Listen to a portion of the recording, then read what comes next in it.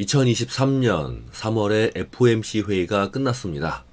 초반에는 FOMC가 예상대로 0.25포인트 금리 인상을 발표하자 다우지수가 200포인트 이상, S&P 500과 나스닥 지수가 각각 1% 오르는 등 좋은 분위기였습니다.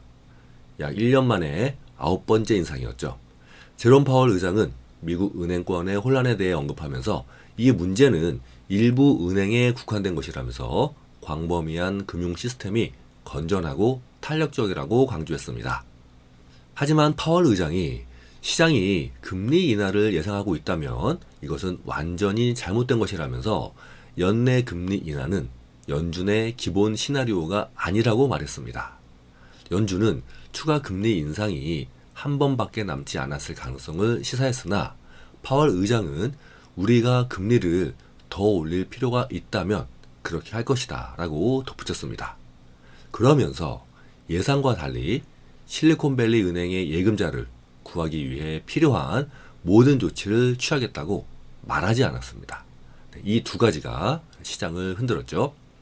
최근 실리콘밸리 은행 붕괴로 은행 쪽에서 위기가 발생하자 사람들은 상당 폭의 금리 인하를 예상했지만 예상과 다르게 흘러가자 시장은 실망했습니다. 금리는 예상대로 0.25포인트 인상되었지만 이로 인해서 주식시장은 하락했습니다. 특히 파월과 옐런이 정부가 모든 예금을 지원하지 않을 것이라고 말한 후에 은행주의 주가가 폭락했습니다. 두 사람은 최근 은행 부문의 혼란이 더 커질 경우에 고객의 은행 예금을 보호하는 것과 관련해서 무엇이든 필요하다는 선언을 중단했습니다.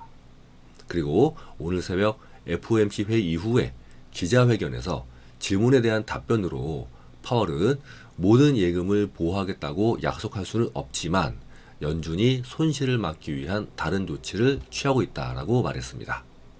그러면서 파월은 경제나 금융 시스템에 심각한 해를 끼칠 위협이 있을 때 예금자를 보호할 수 있는 도구가 있으며 이러한 도구를 사용할 준비가 되어 있다는 것을 보셨을 겁니다 라고 말했고, 예금자들은 자신의 예금이 안전하다고 가정해야 한다고 생각합니다 라고 말했습니다. 그리고 상원위원회에서 옐런 의장은 연방예금보험공사의 보증을 모든 은행 예금으로 확대하는 방안을 고려하고 있지 않으며 아직 25만 달러 한도를 제고할 적절한 시기가 아니라고 말했습니다.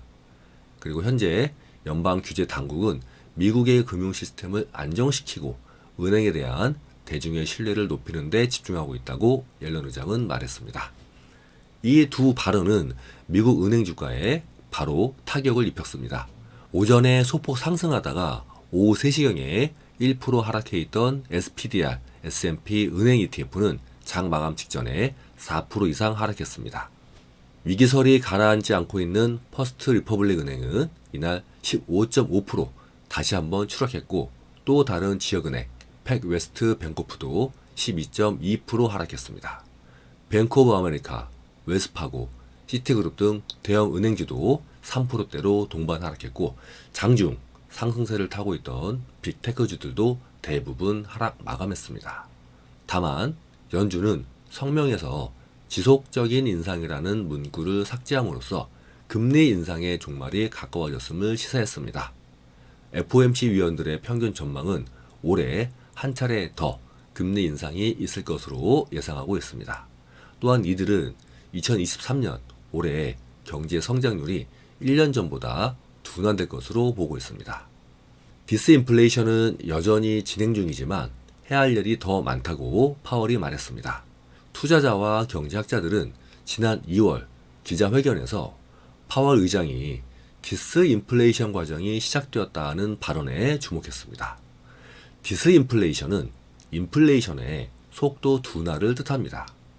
파월 의장은 디스인플레이션, 즉 물가 상승의 속도가 둔화는 되고 있지만 인플레이션을 연준의 목표치인 2%로 되돌리기 위해서 해야 할 일이 더 많다고 말했습니다. 이야기는 거의 똑같습니다 라고 파월은 말했습니다. 파월은 상품 가격의 인플레이션은 몇 달 동안 하락하고 있으며 주택 서비스 디스인플레이션은 새로운 임대 계약이 체결됨에 따라 시간 문제라고 언급했습니다.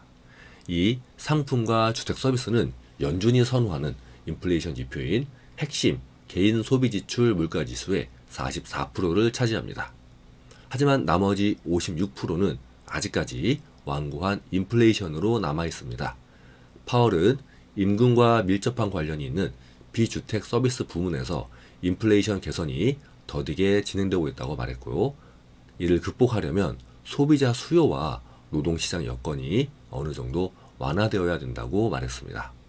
그리고 파월은 인플레이션을 낮추기 위해 충분히 하지 않는 것의 위험이 잠재적으로 너무 많이 하는 것보다 더 크다고 거듭 강조했습니다.